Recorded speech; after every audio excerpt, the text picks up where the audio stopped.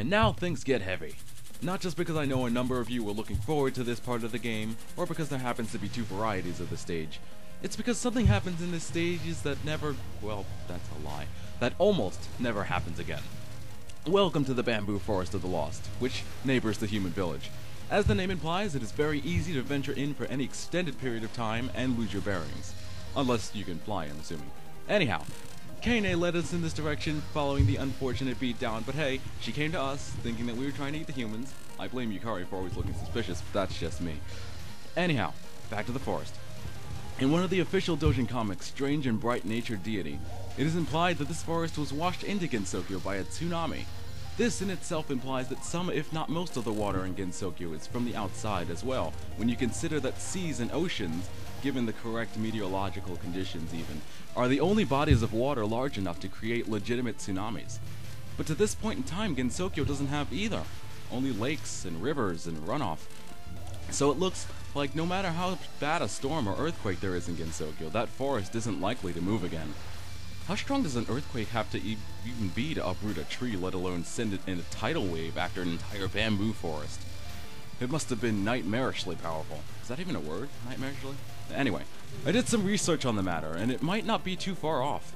I can't completely confirm it, but a little over 500 years ago, before the boundary was created, there was an 8.6 magnitude earthquake that slammed into the Nankaido area in South Japan and triggered a tsunami. This might not be the right one, but it proves that these sort of things can happen. And while I was babbling on about earthquakes and what have you, we found the false moon. And also... oh no. Hello, Reimu.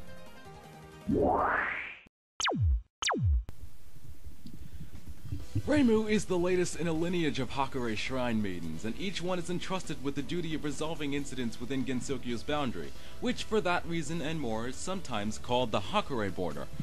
This duty includes yokai extermination, although if certain games and the spell card rules are any indication, extermination in this case is more like keeping them in check.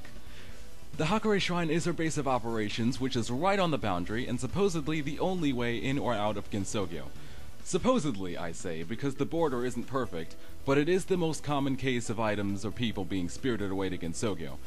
Apparently, the shrine is the only exception to the rule of being forgotten and winding up here, because it exists both here and in the outside world, the latter being a deserted area, but still. As with all Shinto shrines, the Hakure Shrine hosts a god.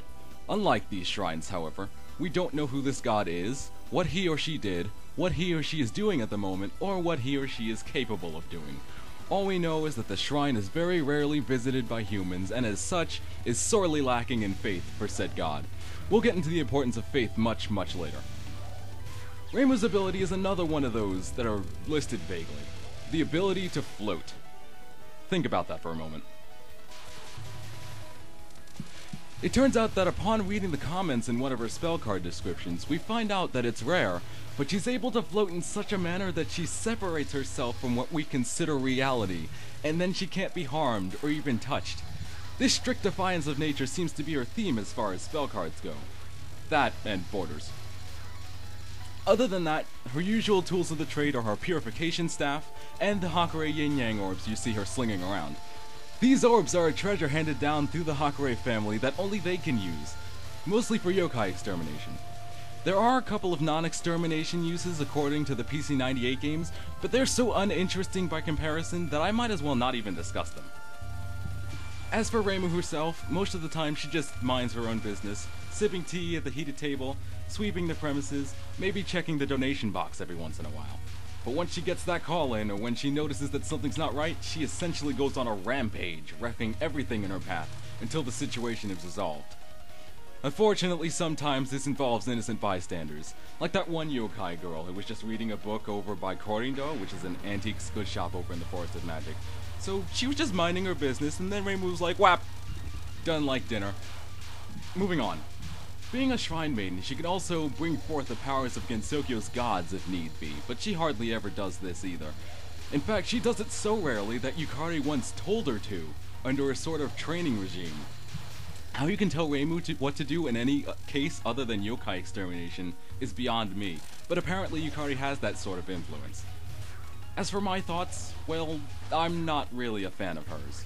For a while now, I've been indifferent towards main characters of any game series, and I've been more partial to background characters. I've always preferred Princess Daisy over Mario, I've always liked Espio the Chameleon's character more than Sonic's, Dingodile over Crash Bandicoot, Agent 9 over Spyro, and so on with various other games. With that out of the way, Reimu's alright. She's not exactly ambitious, but at the same time, she's not obnoxious by any means either. She's just doing what a Hakurei does best. Sipping tea, solving incidents. Yeah, that's what I meant. So you'll notice that the false moon is red now. At first glance, all signs point to Remelia, she having done this exact sort of thing before, coating the sky with some special energy to turn the moonlight that color. Perhaps she would do that sort of thing for a rematch against Reimu. But then you've noticed that the moon turns red regardless of who you pick, and then you might feel silly. Maybe. So as invincible as Reimu sounds, being the main character and having what people consider plot armor, and having spell cards that make her literally untouchable, Reimu has lost on occasion. Most of this could simply be due to her lack of experience in the field. Yes, I said it. If Reimu trained more, then nothing would really pose a threat to the well-being of Gensokyo. That's also more or less what Yukari told her at the beginning of Silent Sinner in Blue. Off panel, but whatever. Perfect Memento states that if she does lose, she likes to request rematches until she wins. Lucky for us, she doesn't do that here. I wonder why no one else takes advantage of the spell card rules like that.